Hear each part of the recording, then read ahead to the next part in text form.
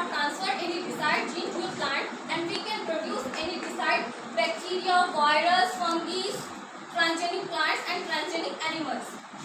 Dealing to the definition, so genetic engineering is a type of modern technology, biotechnology, which is used to transfer the desired gene or a genetic material to a living organisms.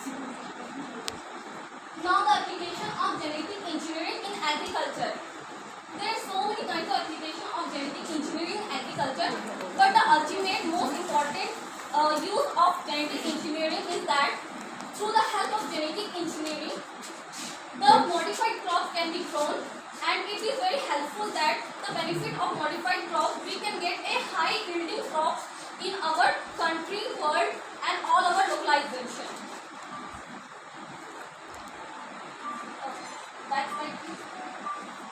And such kind of crops can be also produced, which can be very able to provide a protection of a insecticide, pesticide, pest. Next slide. Advantage of genetic engineering. There are two main advantages of genetic engineering. The first advantage is that from the genetic engineering, a high amount of crop can be produced, and the second thing is that we can produce a desired crop. Next slide. Why genetically engineering plant is necessary. So to understand these terms, we can get the knowledge of how or before the genetically engineering comes, what are the crop yielding we are doing. First one is agrochemical based crop, and the second one is organical based crop. In agrochemical based crop, we know that so many kinds of insecticides, pesticides, fertilizers are used, which are very good for crops and it can improve the quality of the crop, but they can also have the disadvantage that it can causes a soil pollution, water pollution, air pollution, or also decreases the fertility of the soil.